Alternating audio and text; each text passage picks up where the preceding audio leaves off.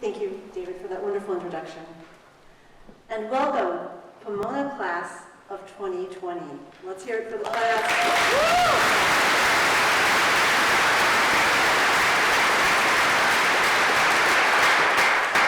It's great to be here in this majestic 101-year-old space to mark the beginning of classes and the official start of your Pomona College journey.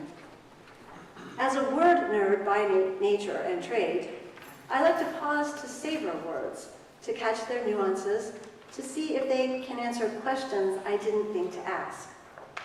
For instance, I stopped to consider the name of this event. Convocation is the noun form of the verb convoke, which means to summon together, to call for an assembly. Today, we have been summoned, called, assembled by our college to reflect upon what lies ahead. Turning nouns into verbs is more than just a word nerd language trick. Look for ways to do this in your speaking and writing, and you express your thoughts more energetically. Look for ways of doing this in your life, and you will avoid becoming passive, or worse, boring. You are here to act.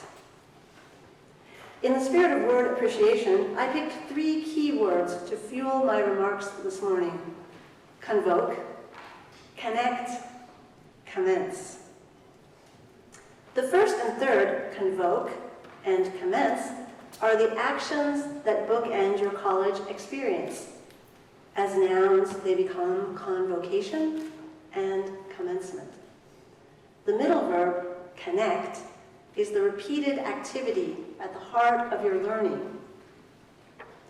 Word 1, convoke. 10 days ago, you ran through the gates and chirped goodbye to your parents and loved ones, marking the outset of a new phase in your lives. Congratulations on that first big step. You were then as now convoked, or called to be a part of Pomona College. In the past week, you've gone off on OA trips, you've read and discussed Claudia Rankine's American Lyric Citizen, your shared class book, and you've begun to get your bearings on campus. As of today, you embark on your coursework, and on behalf of the faculty, I can say that we are all eager to meet you and to help guide you in the coming years. I am enormously pleased to be with you here and now. My journey to Pomona took a while. After 22 years at Claremont McKenna College, I moved a short distance geographically, literally from right across the street. But I stepped into a brand new world. Pomona called me, and I couldn't be more delighted to have been convoked. I won't strain that seldom used verb any further. It's not a great sounding word in that form. Convocation is much better, and here we are. On to word 2, connect. As I thought about what I would say this morning, I recalled when I started college and that space between convocation and commencement, between all the convocations and commencements that followed. I measure my life in school years. At 17, when I was getting started, I didn't know that places like Pomona existed. I attended a rural high school in Oklahoma, and out of the handful of my peers who went on to college, most of us gravitated to Oklahoma State, a large public land-grant university. We were first-gen students before anyone used that phrase. At OSU, in the late 1970s, pretty much everyone I knew was first generation. We came from cornfields and subdivisions, from tiny towns in the flat middle of the country. My goal at the time was to become a writer. I used to get teased at home for always having my nose in a book. I was, and still am, a nonstop reader, and I wanted writing to be my living. Without ever having known a professional writer, I wasn't sure what to study, and so I started out as a humanities major and eventually went with philosophy. It turned out that at OSU, philosophy majors were few and far between. Go figure. So I connected with teachers who challenged and inspired me. I found that I learn best when I'm fully engaged and passionate, and that learning is an activity, not something that happens to you. You happen to it. I decided to go to graduate school at the University of Virginia, where I earned an English PhD and discovered women's studies, a field that was in its infancy. I didn't really plan to be a professor, but I fell in love with research and teaching. That early passion for writing stayed with me, and over the years, I have been able to write not only scholarship, but magazine articles, essays, book reviews, blog posts, interviews in feminist zines, a few thousand long comments at the ends of student papers, and to date, exactly one convocation address. The beauty of a liberal arts education is that the boundaries between disciplines are not fixed. There's a web of connections that each of you will discover, formed by the choices you make and your willingness to explore. Last week, my associate deans and I told you that it's not about the major, it's about learning. We urged you to ask one another, not what's your major, but what are you learning? Take stock on a regular basis of what matters most to you, and ask yourself if what matters most to you is connected to what you're learning. If so, you will find that something magical is taking place. In the coming years, you will connect with people who are like you and ones who are not. You will discover connections where you least expect them. You will go beyond the superficial and question your assumptions. Beware of the assumptions you make about others.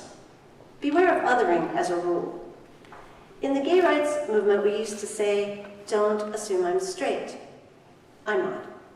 I'll add to this, don't assume I'm cisgender. I am. My pronouns are she, her, and hers. Remember that what you don't know about people can hurt them. Become aware of your own biases and seek to unlearn them. It is only then that the path can be cleared to connect. To be sure, there is value in distinguishing, in dividing, in taking things apart, but connecting is a supremely creative act. It can also be an act of bravery. When we open up, we risk rejection, or worse, we may discover that we're wrong about something. Connecting can shake you and make you question, but that's what we're here for. Here at an institution of higher learning, here on this planet. Allow me to slip into lit professor mode for a minute. The title of my talk, as some of you know, is the epigraph to the 1910 novel Howard's End by the English writer E.M. Forster. Only connect is a guiding principle for the female protagonist who wants to change the man she loves for the better. At a moment of crisis for the couple, the narrator shares the heroine's thoughts. Quote, mature as he was, she might yet be able to help him to the building of the rainbow bridge that should connect the prose in us with the passion. Without it, we are meaningless fragments, half monks, half beasts, unconnected arches that have never joined into a man. With it, love is born and alights on the highest curve, glowing against the gray, sober against the fire. That's heady stuff. The monk and the beast, the soul and the body. If the language sounds lofty and somewhat religious, that's because in this book, which concerns itself with clashing value systems, gender and class biases, and the artificial barriers that create divisions within society, to connect is to become transformed, to transcend. The idealistic heroine, in imagining the conversion she would like her lover to undergo, believes that the merits of connecting should be self-evident. Quote, it did not seem so difficult. She would only point out the salvation that was latent in his own soul and in the soul of every man. Only connect. That was the whole of her sermon. Only connect the prose and the passion, and both will be exalted, and human love will be seen at its height. Live in fragments no longer. Only connect, and the beast and the monk, robbed of the isolation that is life to either, will die. According to the novel, the Rainbow Bridge can connect soul and body, intellect and passion within an individual, thus paving the way to greater bonds between and among people, and resulting in an elevated form of love that will soar above the petty prejudices that divide us from one another. Those of you who have read the book know that building this bridge is far from simple. Bad things happen to good people, just like in real life. Yet, only connect is a powerful mandate, and one that I have taken to heart. It has served me well in my roles as a professor, a mentor, a friend, and a wife to my wife. As we launch this new school year, it is my fervent hope that you will look for ways to connect to one another and in your learning. Whether you already know what you want to be or you're in questing mode, your time at Pomona will be filled with unexpected connections and the discovery of new and surprising passions. Try to stay open to different points of view and ideas that may seem alien. Have fun with those connections. Remember that social media can breed confusion, and parse your words with care. In-person dialogue is best. I know I speak for all of your professors when I say that we want you to cross divisions and expand your horizons. I promise you that at some point in your studies, you will get the dizzying sense that everything you are learning ultimately connects. I can't tell you how many students have said to me, usually 2/3 of the way into the semester, I'm amazed that the things I'm learning in your class on comedy or Jane Austen or gender studies overlap with these other classes I'm taking that would seem to be unrelated, politics or history or science or economics. Trust me, this will happen. Connections lead to more connections. That's just how it rolls. Okay, last word, commence. At the end of this particular journey is a fresh beginning. In 2020, your time as Pomona College alumni will commence. It's worth noting that convocation and commencement are the two main formal events that will bring this class together as a group. You can't read the future, but the people you see here will be in it. Maybe you've already met someone who will remain your friend for life. Maybe you will exchange hard words with a person and then reconcile. Maybe that stranger who seems remote will open up to you, or you will open up to them, and you will see that you have more in common than you thought. Maybe you will stay up all night discussing poetry or physics or neuroscience. You will most definitely learn a great deal about yourself from the bonds you form with the other members of this extraordinary class. Look behind me on this stage. I can guarantee that at least one of my colleagues on the faculty, probably more than one, will influence you profoundly.